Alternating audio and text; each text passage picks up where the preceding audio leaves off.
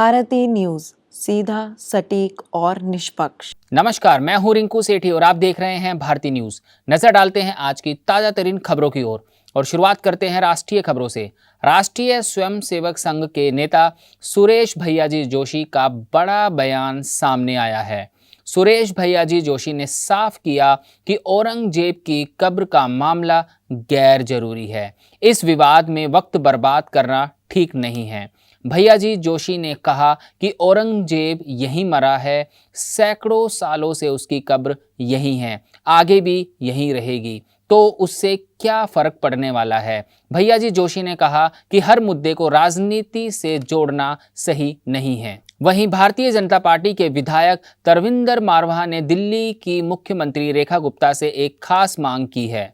BJP विधायक ने शहर के सभी दुकानदारों को अपनी दुकानों पर असली मालिक का नाम और आधार विवरण प्रदर्शित करने का निर्देश देने की मांग की है, ताकि लोगों को नवरात्र के दौरान पवित्र चीजों की खरीदारी करते समय उचित विकल्प चुनने में मदद मिल सके। अब आपको ले चलते हैं अंतर्राष्ट्रीय खबरों की ओर, जहां इजराइल और हमास के बीच जंग एक बार फिर से भीषण हो गई है। गाजा पर इजरायली हमले फिर से शुरू होने के बाद यमन के हूती और लेबनान से हिजबुल्लाह के फिर से इजराइल पर जवाबी हमले कर रहे हैं। पिछले 5 दिनों में गाजा में इजरायली हमले में 600 से ज्यादा मौतें हो चुकी हैं। वहीं लेबनान में ताजा हमले में काफी संख्या में लोग मारे गए हैं। वहीं पाकिस्तान के पूर्व प्रधानमंत्री इमरान खान को मानवाधिकार और लोकतंत्र के लिए उनके प्रयासों को देखते हुए नोबेल शांति पुरस्कार के लिए नामित किया गया है। यह घोषणा पाकिस्तान वर्ल्ड अलायंस ने की है। पाकिस्तान वर्ल्ड अलायंस एक वकालत समूह है जो दिसंबर 2023 में स्थापित हुआ था। यह संगठन नॉर्वे की राजनीतिक पार्टी सेंट्रम से जुड़ा हुआ है। अब आपको ले चलते हैं व्यापार जगत से जुड़ी हुई कुछ खबरों की ओर, जहां commercial automobile company Ashok Leyland ने 700 करोड़ रुपए का नया ठेका प्राप्त किया है। कंपनी को यह ठेका सुरक्षा बलों से मिला है। अशोक लेलैंड ने शुक्रवार को इसकी जानकारी दी।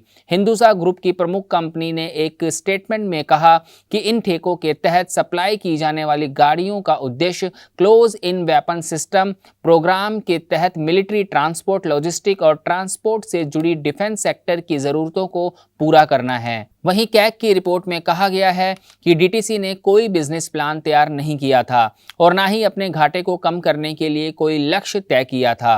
रिपोर्ट के मुताबिक डीटीसी ने अपनी फाइनेंशियल कंडीशन पर भी कोई स्टडी नहीं की थी, जबकि उसे लगातार भारी नुकसान हो रहा था।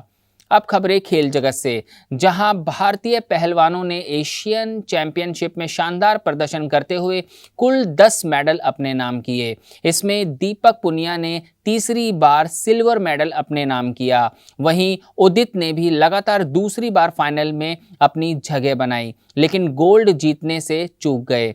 पेरिस ओलंपिक के लिए क्वालिफाई करने में असफल रहे दीपक पुनिया ने 92 किलोग्राम वर्ग में दमदार वापसी की। वहीं भारतीय टेबल टेनिस के दिग्गज खिलाड़ी अचंता शरद कमल का शानदार अंतर्राष्ट्रीय करियर शनिवार को समाप्त हो गया। WTC स्टार कंटेंडर टूर्नामेंट के प्री क्वार्टर फाइनल में हार के साथ उन्होंने पेशेवर खेल को अलविदा कह दिया। तो अब तक की खबरों के लिए इतना ही। आगे की खबरों के लिए बने रहिए भारती न्यूज़ पर और भारती न्यूज़ को शेयर, लाइक और सब्सक्राइब करना ना भूलें।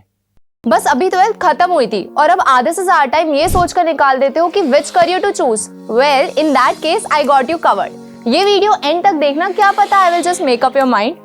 You must have thought of कोई बस ऐसा कोर्स मिल जाए जहाँ अनलिमिटेड जॉब ऑप्शन हो, क्योंकि मैं भी यही सोचती थी। जैसे कि journalist, news anchor, radio jockey, screen writer, video editor, event manager, graphic designer, सिनेमैट, photographer, director, public relation officer, entrepreneur. In fact इन सबसे भी ज्यादा जॉब ऑप्शंस चाहिए।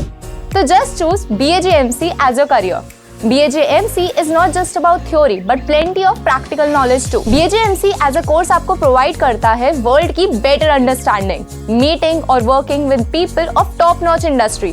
और सिर्फ यही नहीं, BAJMC as a course आपको हेल्प करता है to grow personally and professionally too. So what are you waiting for? Choose BAJMC, क्योंकि इधर आपको मिलेंगी एंडलेस पॉसिबिलिटीज।